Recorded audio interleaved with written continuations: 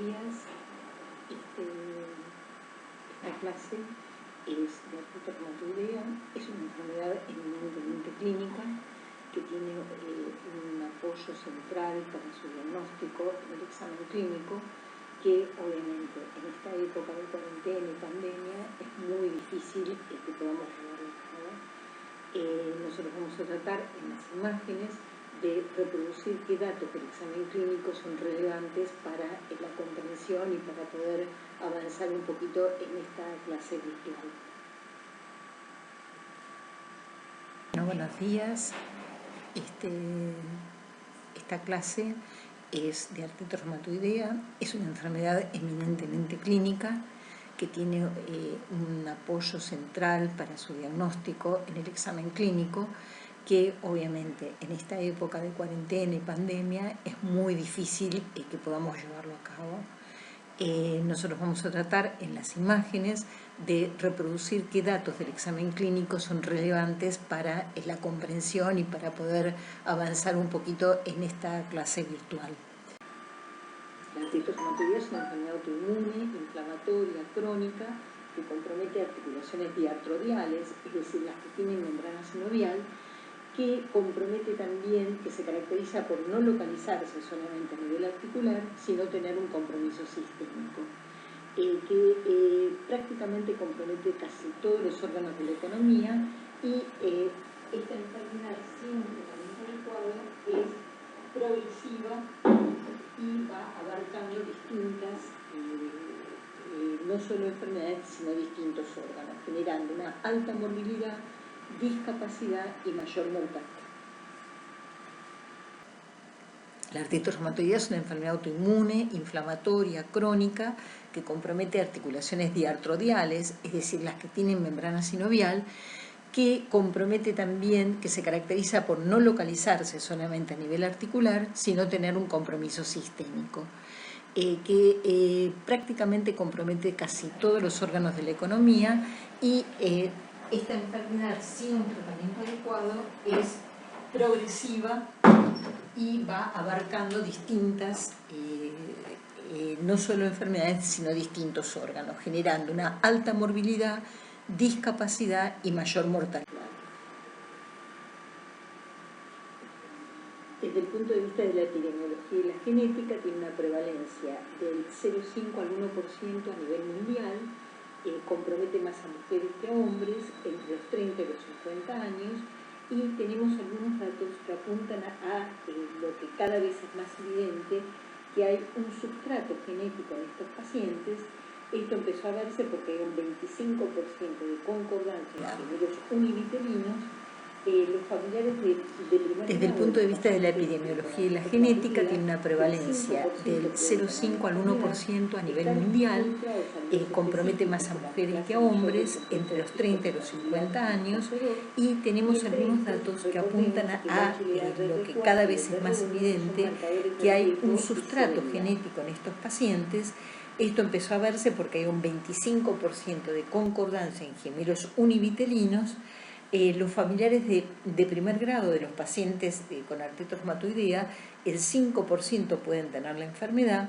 Están involucrados alelos específicos de la clase mayor del complejo histocompatibilidad de la clase 2, y entre estos recordemos el HLA-DR4 y el DR1, que son marcadores de riesgo y severidad.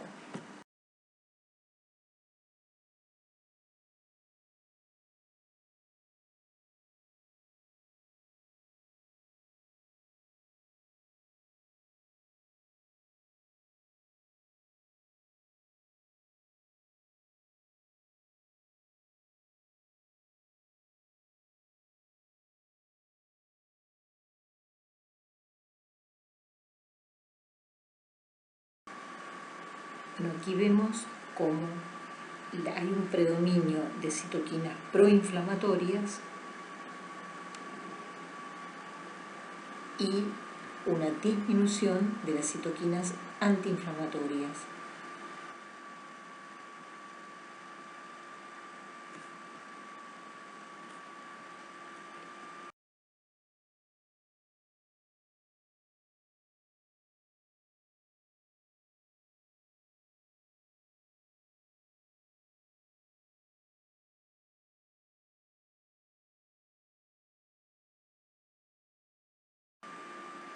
factor de necrosis tumoral se encuentra en condiciones normales, tiene una actividad fisiológica y tiene su propio neutralizante.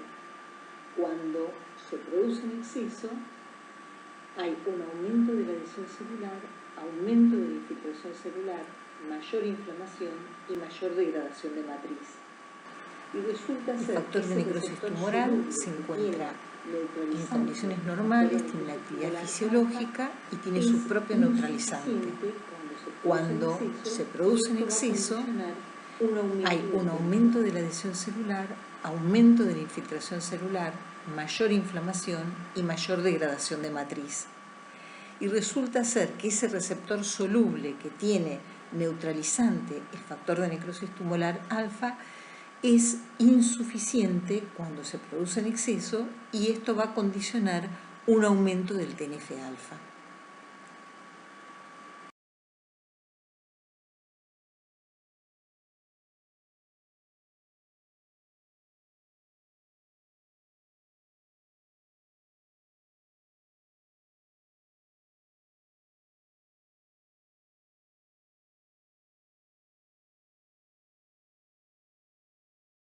Si nosotros vemos esta imagen, que es muy gráfica, muy esquemática, vemos los extremos óseos, los cartílagos y la sinovial engrosada formando el panus y que a nivel de los extremos, en donde menos protección cartilaginosa hay, se van a producir las primeras erosiones.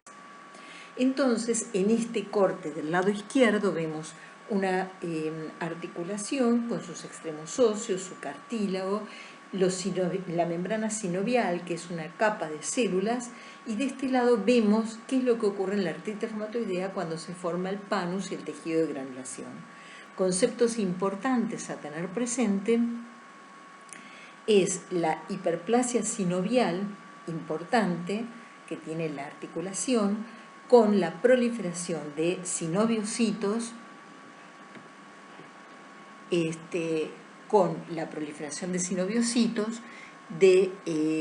por otro lado, de infiltrado linfoplasmocitario, angiogénesis extensa con formación de vasos y la hiperplasia, como dijimos, de los sinoviocitos A y B.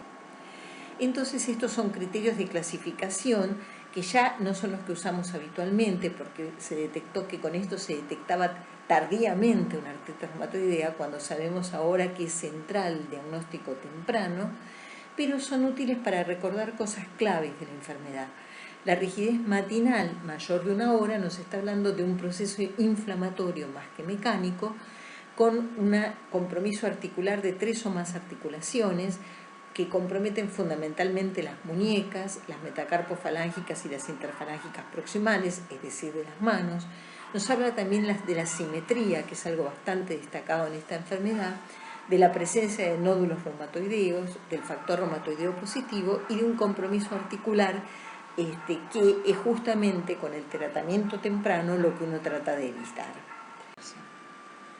Bueno, entonces vamos a retomar esta de criterios de clasificación, viendo que los criterios de clasificación ACR-EULAR, es decir, Colegio Americano de Reumatología y Colegio Europeo, son del 2010 y se sostienen fundamentalmente en el compromiso articular, en la serología, en la duración y en los factores de reactante de fase agudos.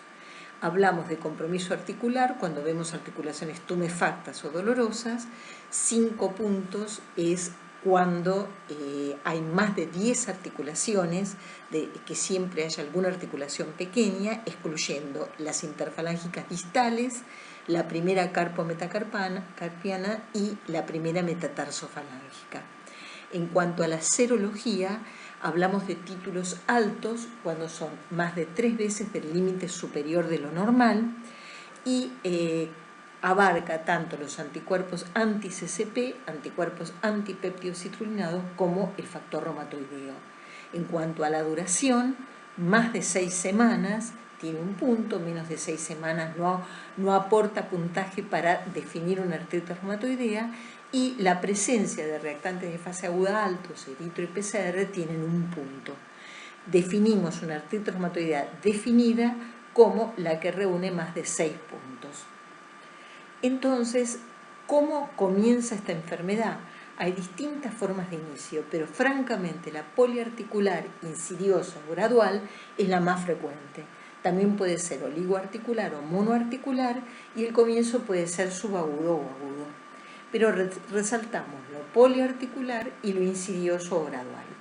Y tenemos que entonces volvemos a repetir que es una poliartritis bilateral, simétrica y aditiva, que la rigidez matinal nos está hablando de un compromiso inflamatorio fundamentalmente nocturno, que se prolonga durante más de una hora a la mañana, que tiene limitación funcional importante, que compromete también a los tendones y que puede dar nódulos subcutáneos y que tiene involucrado o abarca un compromiso del estado general con astenia, anorexia y puede tener hipertermia, no siempre la tiene, es rara.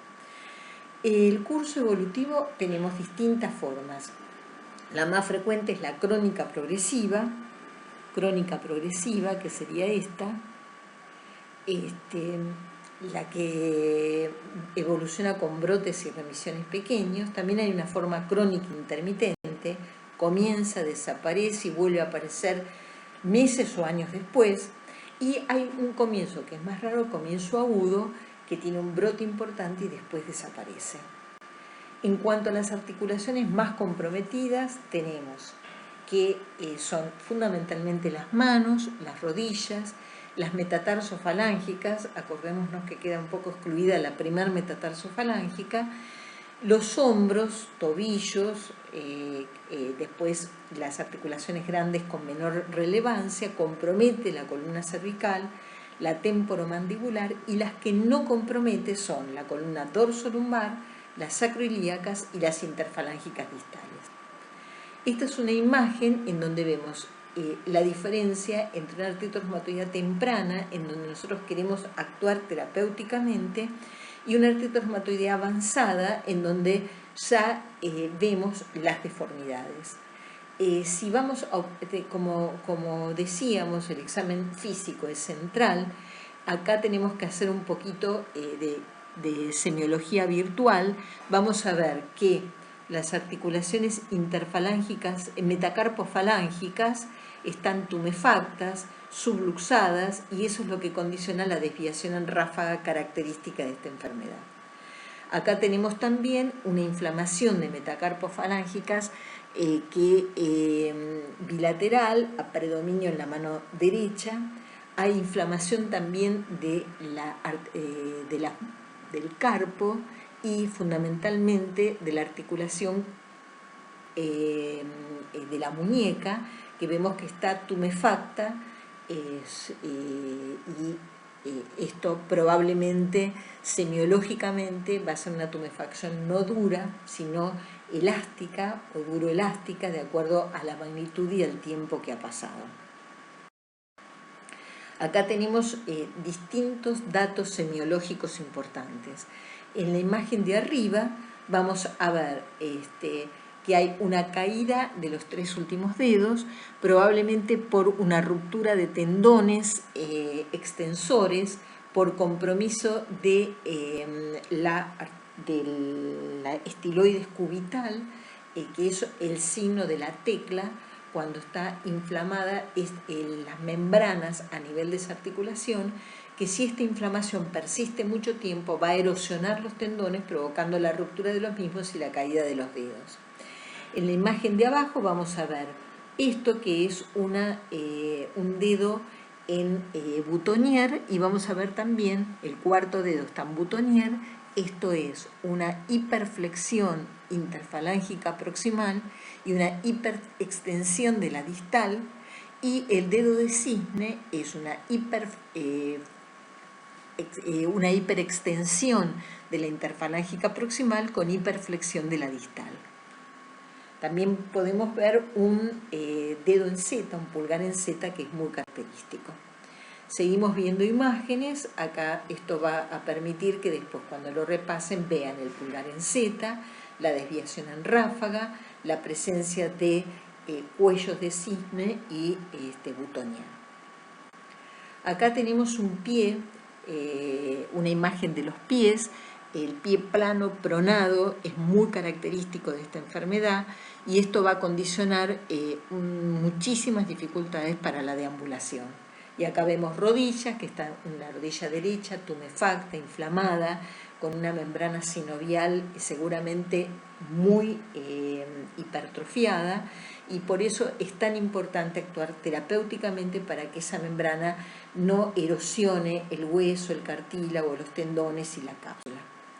Acá vemos un nódulo subcutáneo. Los nódulos subcutáneos en general son de muy diferentes tamaños, son en general adherentes a los planos profundos, son de consistencia dura o duro-elástica, pero fundamentalmente duros, y son en general indoloros y no supuran. Acá vemos la conjunción de distintas cosas. Uno es una bursitis olecraniana. Esa bursitis puede tener en su interior nódulos reumatoideos, y también vemos en el antebrazo nódulos reumatoideos que son de características un poco diferentes al anterior, parecieran mucho más duroelásticos que duros y que adherentes. Vamos a señalar algunos temas relevantes. Uno, detectar una artritis temprana y lo que diferenciar una artritis reumatoidea temprana de una artritis indiferenciada, cuáles son los factores de mal pronóstico en la artritis reumatoidea, tener dos conceptos relevantes, que es la actividad versus el daño secuelar, o la actividad y el daño secuelar. Siempre hay que priorizar esta detección semiológica de si el paciente está activo, si lo que tiene es daño secuelar o si tiene las dos cosas. Y después, ¿qué rol juegan los factores de riesgo cardiovascular? Con respecto a la artritis temprana, hay distintas definiciones de los tiempos de lo que se considera una artritis reumatoidea temprana, pero digamos que cuando los síntomas de reciente comienzo son de 6 a 12 meses. El compromiso de metacarpos falángicas es muy importante en la artritis reumatoidea temprana, es algo que va a marcar el diagnóstico, ya que son pocas las enfermedades que comprometen estas articulaciones. Puede ser la artritis psoriásica, puede ser también la hemocromatosis, pero nunca la vamos a encontrar comprometida en la artrosis. La rigidez matinal mayor de 1 hora, ya hablamos del concepto importante de la rigidez matinal y que nos habla de un proceso inflamatorio. El que sea muy severa, el que sea poliarticular, el que tenga familiares de primer grado con artritis reumatoidea, que tenga dificultad para cerrar el puño en forma completa. El test de squeeze es la compresión dolorosa de las metacarpos falángicas y que tenga CCP positivo. Estos elementos nos hablan de una sensibilidad de más del 90% y de una especificidad del más del 90% con estos criterios. Entonces, la presencia de artralgias en pacientes seropositivos es uno de los predictores más importantes del desarrollo de artritis. Factores de mal pronóstico. Vamos a volver sobre esto muchas veces porque es muy importante para detectar precozmente la enfermedad. Los pacientes que tienen poliartritis, es decir, inflamación poliarticular, los que tienen anticuerpos anti-CCP y o factor reumatoideo positivos, los que tienen reactantes de fase aguda elevados, los que tienen erosiones tempranas radiológicas o por resonancia o por ultrasonido, los que tienen artritis reumatoidea muy activa y con manifestaciones extraarticulares. Estos son los datos que nosotros cada vez que enfrentemos una artritis reumatoidea tenemos que hacer como una lista en la cual podamos contestar si el paciente que estamos evaluando tiene o no estos factores. Entonces volvemos al concepto de si el paciente está inflamado, si el paciente ya no está inflamado y está secuelado, o si el paciente está secuelado. El paciente inflamado lo vamos a detectar porque tiene articulaciones sensibles y tumefactas. Para eso utilizamos algunas escalas. Las escalas análogas visuales son de utilidad. El HAQ o HAQ es una escala funcional importante para tener en presente. los reactantes de fase aguda elevados, el ultrasonido, que lo vamos a ver después con un Power Doppler positivo, y la radiografía. Aquí no nos va a poder dar datos más que la tumefacción de partes blandas para apuntar a inflamación. El paciente puede tener o no erosiones y estar súper inflamado. Podemos tener pacientes con erosiones y aparte inflamados.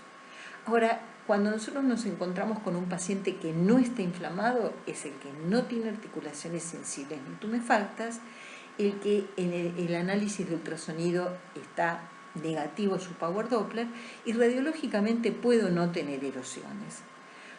Cuando nos encontramos con un paciente secuelado, tenemos que tener claro que este paciente que tiene todas esas deformidades que fuimos viendo, dedo en butonier, cuello de cisne, pulgar en Z, mano en ráfaga, puede aparte tener actividad inflamatoria actual. ¿Por qué es tan importante diferenciar estas cosas?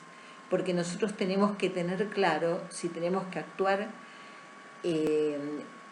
con medicación inmunosupresora si está inflamado o con la rehabilitación si está solo secuelado. Pero si el paciente está inflamado y secuelado, tenemos que desplegar ambas conductas terapéuticas. Esta es una escala que nosotros utilizamos para pensar en actividad de la enfermedad, que es el DAS28. En cuanto a los factores de riesgo cardiovascular, tenemos que repasar todos los factores de riesgo cardiovascular tradicionales, como la edad, el género, dislipemia, tabaquismo, historia familiar, insulinoresistencia. Y los no tradicionales son ver los que son característicos de esta enfermedad, los reactantes de fase aguda, la presencia de un factor reumatoideo muy elevado, una artritis reumatoidea de larga data, mucha inflamación, mucha discapacidad que va a condicionar el sedentarismo y si el paciente usó o no glucocorticoides. Entonces, tenemos que hay distintas cosas que pueden hacer que nuestro paciente con artritis reumatoidea tenga mortalidad aumentada, que es fundamentalmente la mayor morbilidad cardiovascular. Son pacientes que tienen más infarto agudo de miocardio, más accidentes cerebrovasculares, una insuficiencia o más insuficiencia cardíaca congestiva. Van a tener por distintos factores más síndrome metabólico con insulinoresistencia y la presencia de una activación endotelial aumentada es lo que condiciona la mayor, es una de las cosas que genera más morbilidad cardiovascular con más inestabilidad de placa y todo confluye en la mayor morbilidad cardiovascular, los reactantes de fase aguda elevados, más citoquinas proinflamatorias y la alteración lipídica característica. En cuanto a las manifestaciones extraarticulares, tenemos a nivel ocular, pueden tener ojo seco, escleritis y epiescleritis, pueden llegar a tener perforación de la esclera, que son casos sumamente graves. A nivel pulmonar, derrame pleural, nódulo, fibrosis, intersticiopatía en general. A nivel de la piel, úlceras, nódulos subcutáneos y vasculitis. También pueden tener compromiso cardíaco con pericarditis, derrame y nódulos. Y acá tenemos algunas imágenes del compromiso pulmonar severo que pueden llegar a tener, con una fibrosis pulmonar importante, con bronquiectasias, que esto condiciona una morbimortalidad importante. Siguiendo con manifestaciones extraarticulares, pueden dar neuropatías compresivas, de las cuales tenemos que destacar la importancia de saber si nuestro paciente tiene subluxación atlantoaxoidea, porque esto es relevante si el paciente va a tener una cirugía. Tienen que siempre pedir una radiografía en flexión máxima para poder detectar la presencia de subluxación y notificarle al anestesista por los riesgos obvios que puede tener en una intubación. El compromiso renal es raro, puede haber generalmente intersticiopatía secundaria al uso de antiinflamatorios. También puede tener anemia o trombocitosis como reactante de fase aguda. El laboratorio siempre es muy útil y tenemos que recordar que es un examen complementario. No va a definir nuestro diagnóstico de enfermedad, pero sí puede sugerir actividad y puede sugerir toxicidad por drogas. La actividad está dada por los reactantes de fase aguda, la anemia y la trombocitosis, y la toxicidad por drogas, siempre buscar el hepatograma y las citopenias. Por otro lado, tenemos que confirma el diagnóstico y estima el pronóstico la presencia de factor reumatoideo y anticuerpos anti-CCP. El factor reumatoideo es muy importante a títulos elevados, marca severidad clínica, erosiones, nódulos subcutáneos y la presencia de manifestaciones extraarticulares. Y tenemos presente que el factor reumatoideo negativo no nos descarta artritis reumatoidea porque sabemos que es un examen complementario, y que el factor reumatoideo positiva no confirma artritis reumatoidea porque es un estudio que tiene alta sensibilidad a títulos bajos. Puede encontrarse en el Sjögren, en el lupus, en los procesos inflamatorios, tanto inespecíficos como los específicos, como la lepra y la tuberculosis, y hay algunas otras enfermedades reumatoideas, no reumatoideas que pueden tener positivo el factor reumatoideo. En cuanto a cuando se presentan estos anticuerpos, preceden en mucho el desarrollo de la artritis reumatoidea. Acá vemos que tanto los anticuerpos antipéptido citrulinado como el factor reumatoideo pueden aparecer varios años antes del desarrollo de la artritis reumatoidea. El anticuerpo antipéptido citrulinado es un anticuerpo muy importante en el diagnóstico de esta enfermedad. La citrulinización es un proceso fisiológico intracelular de reemplazar una arginina por una citrulina y que ocurre durante la apoptosis. Cuando el número de células apoptóticas o el defecto del Clearance es muy marcado, las proteínas citrulinadas salen, son extracelulares y generan anticuerpos. En la artritis reumatoidea, el anticuerpo anti-CCP se encuentra positivo en un 70-80% de los pacientes, es muy bajo en la población sana, pero está en un 2%, y también se encuentra, pero a bajo título, en otras enfermedades, como dijimos, reumáticas. Su presencia nos habla de un curso más severo, de mayor destrucción articular, de peor respuesta de IMARS, es positivo durante toda la evolución, es raro que se negativice, no tiene sentido reiterarlo muchas oportunidades porque una vez que es positivo se va a mantener positivo y es marcador de pronóstico de la enfermedad. Ocurre muy temprano, incluso presenta síntomas como vimos antes, está presente en la artritis reumatoidea temprana cuando el factor reumatoideo aún puede ser negativo y es más específico que el factor reumatoideo. Va a estar presente en la artritis reumatoidea, como dijimos, más erosiva, con títulos altos nos habla de progresión radiológica, y ustedes saben que el tabaco es un estimulante de la citrulinización de proteínas y tiene un rol nefasto en la artritis reumatoidea, no solamente por su compromiso pulmonar, sino por su expresión proinflamatoria.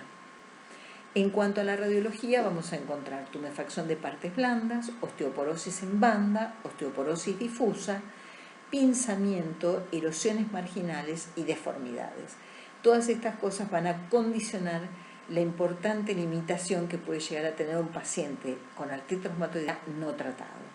Acá vemos distintas imágenes para detenerse de erosiones, de pinzamientos, de destrucción del carpo, de pinzamiento radiocarpiano, con pinzamiento intracarpiano, y que todo esto condiciona la dificultad de movilidad del paciente, fundamentalmente en manos y pies y también en rodillas, que es lo que va a condicionar el deterioro importante de este paciente. Acá vemos erosiones, vemos que son marginales, acuérdense la descripción que hicimos de que empiezan por los costados de la articulación porque ahí hay una zona más frágil que tiene menos cartílago protector. Más pinzamientos, erosiones, y acá la importancia de realizar las articulaciones, la radiografía de la columna cervical en flexión máxima para poder detectar la subluxación atlanto-axoidea. Esto, recuerdo, es central para los pacientes que se van a operar. estos pacientes, por los distintos compromisos articulares, muchas veces son sometidos a operaciones traumatológicas, como por ejemplo prótesis de cadera o de rodillas. Pero siempre, antes de realizar una operación, hay que ver si tiene subluxación atlantoaxoidea, porque el riesgo en el quirófano, en la intubación, es muy grande y puede provocar la muerte.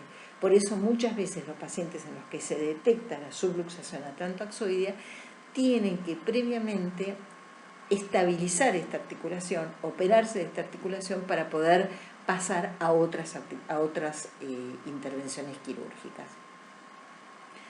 El 80% de las erosiones ocurren en el primer año, por eso es tan importante actuar tempranamente con el tratamiento. Hay muchas opciones terapéuticas, pero es muy importante hacerlo en forma temprana. Las citoquinas estimulan los osteoclastos, esa tormenta de citoquinas que vimos al comienzo, de interleuquina 6, de factor de necrosis tumoral alfa, y si nosotros conseguimos inhibir esas citoquinas, retarda la producción de erosiones. El pinzamiento limita la capacidad funcional, la inflamación sinovial disminuye la lubricina del cartílago. La resonancia magnética es un estudio de mayor complejidad, de mucho mayor costo que una radiografía, y solamente lo haríamos si tenemos alta sospecha y el paciente tiene otros elementos, tanto del examen clínico como de los exámenes complementarios, que no aportan al diagnóstico. El edema óseo en la resonancia magnética predice una progresión de daño a los 5 años. Permite detectar cambios inflamatorios y estructurales en pacientes que todavía no tienen erosiones. Por eso en esta imagen, la imagen de la izquierda, vemos que no hay una erosión, pero cuando se hace una resonancia magnética se ve claramente la erosión. En esta mujer con una artritis reumatoidea, con CCP temprano, vemos erosiones en T1 con y sin supresión grasa, y radiológicamente probablemente no se detectan estas erosiones, pero igualmente por eso tiene importancia cuando hay muchas dudas diagnósticas hacer una resonancia magnética. Pero recuerdo, es un estudio caro que no va a reemplazar ni la clínica ni el resto de los exámenes complementarios. El ecodoppler o la ultrasonografía permite ver la proliferación sinovial, el derrame tanto en los tendones como en las articulaciones y las erosiones óseas. Y el láser Power Doppler es muy importante porque se va a ver la hiperemia sinovial, que predice el daño articular, el engrosamiento de la sinovial y la hiperemia en respuesta al tratamiento. Acá vemos la hiperemia en el tendón, en la vaina tendinosa, que coincide con lo que clínicamente estamos viendo, la tumefacción.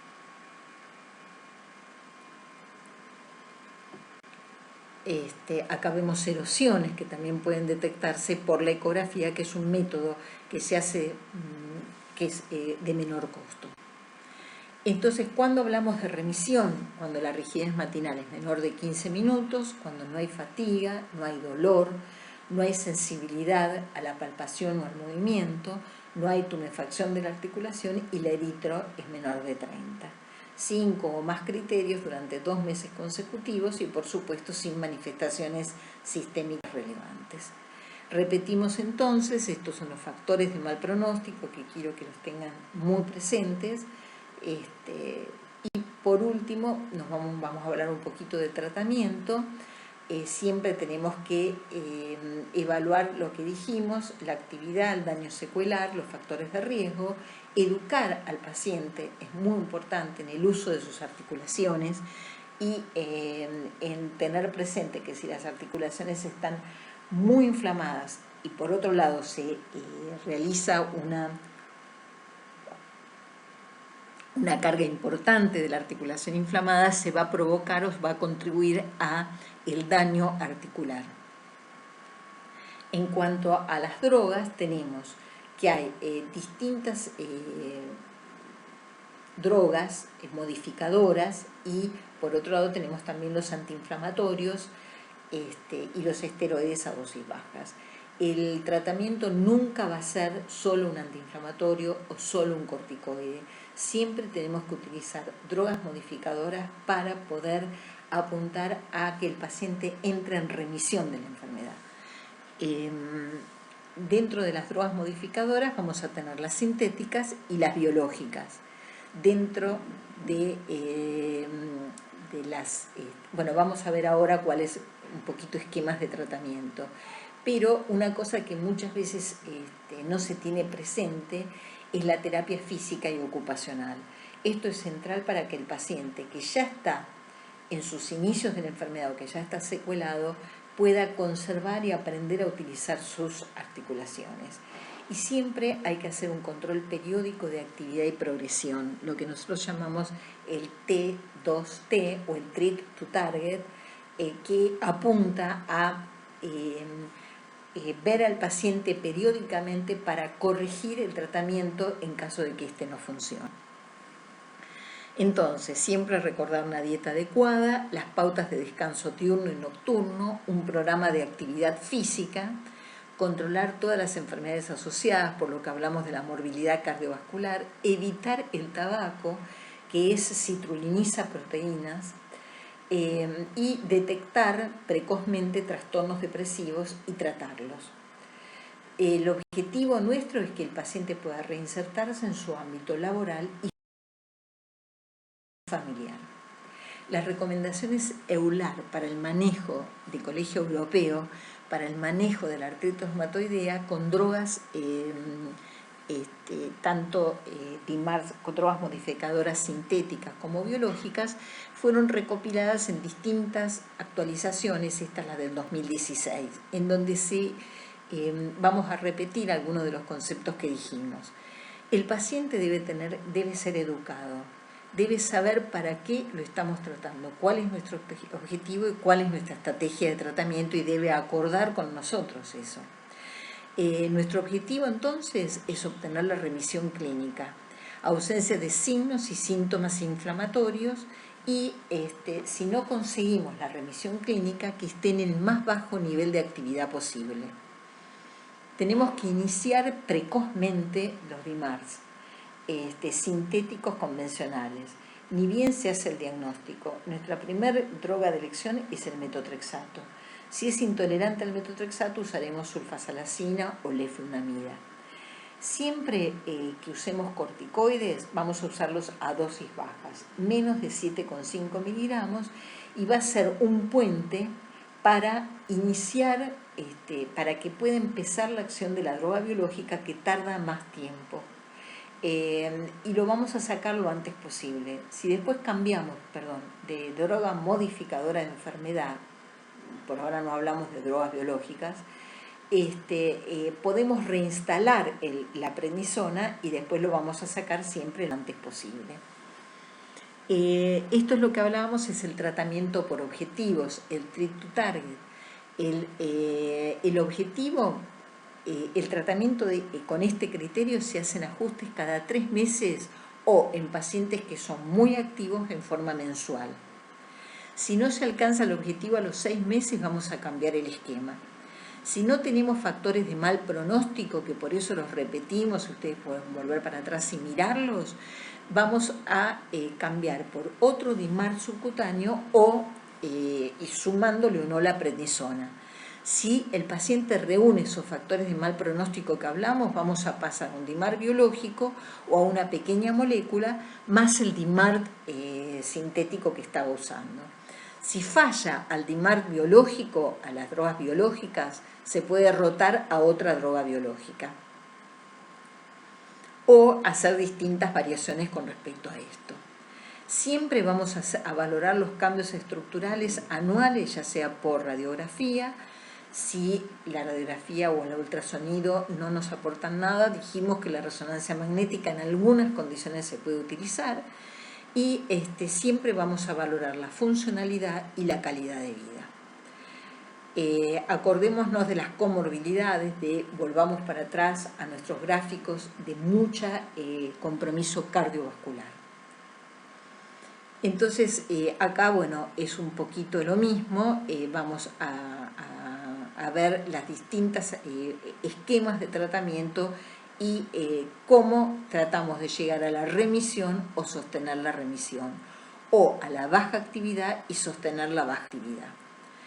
La meprednisona nunca la usamos como monoterapia, la usamos siempre con tiempos limitados, y cuando el paciente tiene una inflamación persistente o recae, y eso es el puente hasta que se inicie un DIMAR. Se usa una dosis matinal única, evitamos usar la dexa y la betametasona y tratamos de que no use DIMAR corticoides intramusculares de depósitos, y solamente vamos a usar dosis altas cuando el paciente tiene repercusión sistémica importante, la vasculitis reumatoidea o alguna otra derrame pericárdico, derrame pleural importante, que es raro. Los corticoides intraarticulares son útiles para controlar artritis localizadas. Siempre vamos a dar calcio y vitamina D, y previo a la cirugía suplementamos con hidrocortisona. En cuanto al metotrexato, su dosis de inicio son 15 miligramos por vía oral, intramuscular o semanal. El comienzo de acción es a las 6 a 8 semanas. Hay toxicidad, puede generar toxicidad por inhibición de la producción de ácido fólico, por eso se suplementa con ácido fólico 5 miligramos por semana. Las drogas modificadoras requieren un control estricto y evitar darlas cuando hay hepatopatías importantes, cuando hay citopenias, cuando hay compromiso del intersticio pulmonar, que esto está cuestionado. El metotrexato puede dar una neumonitis aguda de tipo como reacción de hipersensibilidad, pero cuando hay un pulmón muy afectado se evita utilizar. Puede haber nefropatía, pero generalmente dijimos que es por antiinflamatorios. Ojo con el alcoholismo, tratar de evitarlo por el daño hepático. En el embarazo todas estas drogas son sumamente teratogénicas, metotrexato, depeni y leflunomida, hay que evitarlas, y por supuesto los pacientes que son alérgicos no tomarán medicaciones de aspirina o sulfatacina. Siempre hay que hacer una evaluación periódica para ver la respuesta terapéutica, la falta de cumplimiento, si tienen infecciones, si hay efectos colaterales, todo el perfil cardiológico y si hay enfermedades autoinmunes asociadas. Siempre cuando uno habla de falta de respuesta al tratamiento, hay que revisar la adherencia y el diagnóstico. En general, estas medicaciones son efectivas. Si el paciente no está respondiendo a muchas de ellas, hay que ver si el paciente está tomando las medicaciones, por supuesto, y si nuestro diagnóstico es correcto. O, por ejemplo, el paciente puede tener síntomas mecánicos por lo que fue una inflamación importante, pero que en este momento es secuela y requiere un tratamiento quirúrgico. O el paciente puede tener una infección y necesita un tratamiento específico para la infección, o puede tener comorbilidades como fibromialgia, hipotiroidismo, depresión o anemia y necesita un tratamiento específico para estas. Los agentes biológicos en su conjunto interfieren en las fases tempranas de la cascada inflamatoria antes de que inicie el daño articular. El receptor soluble natural, dijimos, es insuficiente para neutralizar la excesiva producción de TNF-alfa. Entonces, el bloqueo del TNF-alfa es un objetivo terapéutico. Es neutralizar el TNF-alfa excedente, superfluo, sin anular sus propiedades fisiológicas. Acá nosotros tenemos que podemos hacer una terapia de bloqueo de citoquinas, interleuquina 6, interleuquina 1 y TNF-alfa, o podemos hacer una terapia contra la superficie celular a través del rituximab, que es el linfocito B, o a través de la Abatacept. Bueno, muchas gracias y espero que haya sido claro.